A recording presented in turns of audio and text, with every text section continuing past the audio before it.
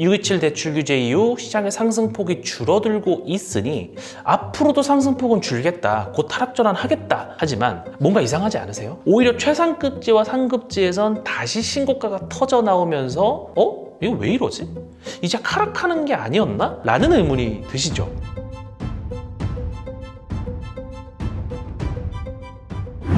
안녕하세요. 오므림장입니다. 자, 오늘은 앞으로 수도권 부동산 시장이 어떻게 될지 제가 제대로 전망을 해보려고 하는데요. 시간 질질 끌지 않고 바로 시작하겠습니다. 최근의 분위기를 먼저 간단히 보면 지난 6.27 대출 규제 이후 시장은 눌려오고 있는 분위기를 형성 중인데요. 7월 중순까지도 서울 아파트 가격이 3주 연속 숨고르기에 들어갔다고 하고, 가장 최근의 기사들을 봐도 서울 아파트 가격의 상승폭이 둔화됐다고 하죠. 실제로 서울 아파트 매매가 변동률을 보시면 계속해서 상승폭이 줄고 있어서 사람들이 관망세를 보이고 있다는 게 일견 맞아 보이죠. 그래서 중요한 건 이겁니다. 앞으로는 어떻게 될까? 지금까지 계속 상승폭이 줄어들고 있으니 앞으로 하락으로 전환될까? 여러분들은 여기에 대해서 어떻게 생각하시나요? 데니얼 카너먼이라는 경제학자이자 심리학자는 본인의 책인 생각에 관한 생각에서 다음과 같이 말을 했었습니다. 사람은 최근의 일이라 기억 속에 잘 떠오르는 일에 훨씬 더 많은 비중을 두고, 그래서 미래를 예측할 때 최근에 본 패턴이 앞으로도 계속될 것이라고 믿는다는 건데요. 이 얘기가 가장 쉽게 적용되는 분야가 바로 투자죠. 예를 들어서 최근 나스닥이 몇 달간 계속 올랐기 때문에 앞으로도 주가가 계속 오를 것이라고 사람들은 판단을 하게 됩니다. 자, 아니요. 제가 서학개미 분들 진정하세요. 제가 지금 미국 주식이 내릴 거라고 말하는 게 아니고요. 사람들의 인지 패턴이 그렇다는 겁니다. 제가 데니얼 카너만의 생각을 인용한 이유는 6.27 대출 규제 이후 시장의 상승폭이 줄어들고 있으니 앞으로도 상승폭은 줄겠다, 곧 하락전환 하겠다 라고 생각하는 사람들이 많아서 그렇습니다. 자, 팩트체크를 제가 한번 해보자면요. 1번, 상승폭이 줄어든 것이지 지금도 계속 상승을 하고 있는 겁니다. 2번, 지금까지 상승폭이 줄어들었다고 해서 앞으로도 줄어든다는 보장은 어디에도 없습니다. 근데 갑자기 제가 왜 다니엘 카네먼의 인지심리학 뇌과학까지 가져왔냐고요? 앞으로 사람들이 무지성으로 부동산을 예상하는 것과 달리 전업투자인 제가 보기엔 실제 부동산이 어떻게 될지가 판이하게 다르기 때문에 이를 밑밥 깔기 위해서 가져온 겁니다. 야, 여러분들은 대상승장의 모습을 제대로 모르고 계세요. 네? 아니라고요?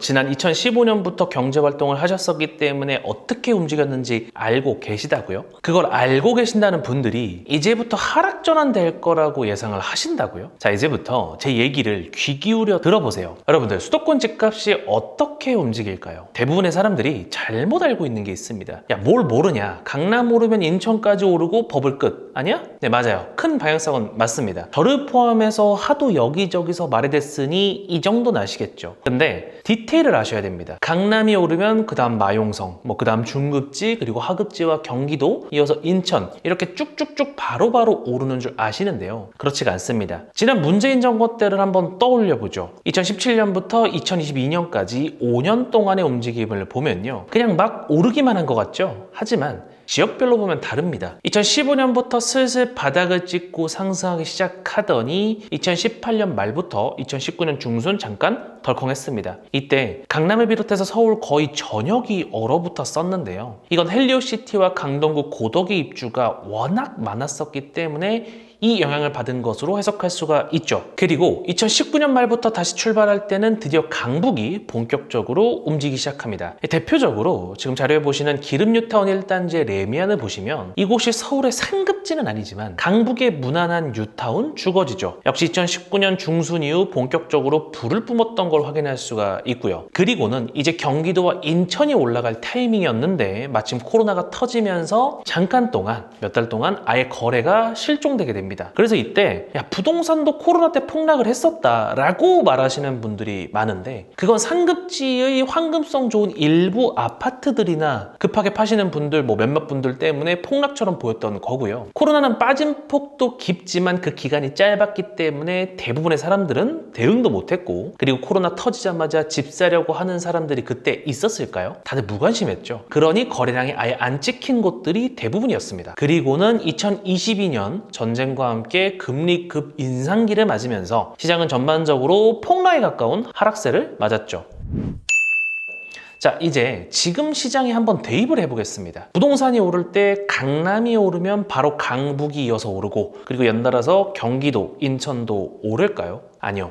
제가 앞에서 문재인 정권 때의 부동산 움직임을 보여드렸죠. 강남이 오르면 규제를 때립니다. 그럼 몇 개월 잠잠하다가 그동안 못 오른 강북이 오릅니다. 그럼 또 규제를 때립니다. 왜냐고요? 사람들이 강남 오르는 건 참아도 강북 오르는 건 못 참거든요. 또다시 잠잠하다가 이제 경기와 인천이 상승합니다. 그럼 또 규제를 때립니다. 강북은 그래도 서울이긴 하니까 어느 정도 이해를 한다 쳐도 이제 경기도랑 인천이 오르는 건 진짜 못 참죠. 그러니 혼쭐을 내줘야 했을 겁니다. 근데 이때 그동안 몇 년에 걸쳐 많이 올랐었던 상승에 대한 피로감, 겹규제, 부동산 사이클의 막바지라는 점 이런 게 등등등이 겹치면서 하락기를 맞았던 거죠. 그러면 2025년 8월 현재는 어떤 것 같으신데요? 올해, 즉 2025년 상반기에 강남을 비롯한 상급지들이 불을 뿜었습니다. 아무리 강남의 잠실, 엘스라고 해도 이 구축이 7개월 동안 6억 가까이 올랐다면 이건 보통의 상승세가 아닙니다. 폭등에 가까운 그야말로 불을 뿜었다고 표현하는 게 절대 부족하지가 않죠. 하나 더, 마포의 마포 더 클래식 그래프를 봐도 이게 물론 마포구이긴 하지만 그래도 여기가 강북이 맞나 싶을 정도의 상승세를 보여주고 있죠. 반년 만에 4억 가까이 올랐다는 건 누군가에게 인생이 바뀔 수도 있는 금액이 맞으니까요. 자, 다시 얘기를 드리겠습니다. 6월 27일 대출 규제가 나오면서 시장이 얼어붙기 시작했죠.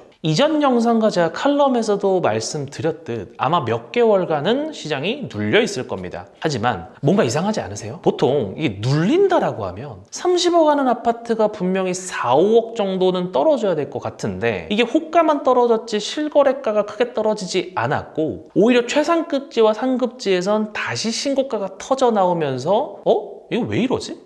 이제 하락하는 게 아니었나? 라는 의문이 드시죠. 자, 제가 앞에서 말씀드렸습니다. 상승폭이 줄어들었을 뿐 이 상승이 하락으로 전환된 게 아니라고. 그리고 상승폭이 줄어든다는 기사가 계속 보이다 보니 다니엘 카너맨의 말처럼 최근의 패턴이 계속될 거라고 믿어서 상승폭이 줄어들면서 결국 하락 전환할 것 같았습니까? 자, 이제 상급지들이 다시 기지개를 피고 있습니다. 그럼 그동안 제대로 오르지도 못했는데 시장 분위기가 눌리면서 억울하게 처맞고 있었던 그런 서울의 중하급지가 달려가겠죠. 자, 지금 제가 보여드리는 이 기사, 이게 지금 이런 소식들이 들려오고 있는 게 정말 우연이라고 생각하세요? 6억 이하 대출 규제는 그냥 하나의 트리거였을 뿐 애초에 시장은 상급지 다음 중하급지로 그렇게 불길이 옮겨가는 그 중간에 있었습니다. 자, 이제 시장은 언제 그랬냐는 듯 강북을 비롯한 서울 중하급지가 본격적으로 움직이게 될 겁니다. 그러면 정부는 놀라서 또다시 규제를 하겠죠. 그럼 또다시 잠깐 눌렸다가 시차를 두고 경기도와 인천이 달려갈 겁니다. 그럼 어쩔 거라고요? 네, 맞아요. 정부는 또 규제를 할 거라니까요. 그럼 그때 이번엔 이런 얘기가 나올 겁니다. 야, 이번엔 다르다. 이번엔 진짜 계속 오른다. 역시 시장을 이기는 정책은 없구나. 네, 죄송한데요. 어쨌든 경기도, 인천이 외곽까지 오르면 상승 에너지는 거의 발산이 된 게 맞아요. 이때부터는 여러분들 불 끄고 클럽 나갈 준비를 하는 게 맞습니다. 그럼 저는 이때 또 여러분들한테 하락을 대비하자 말씀을 드릴 것이고 욕을 오지게 먹겠죠. 왜냐?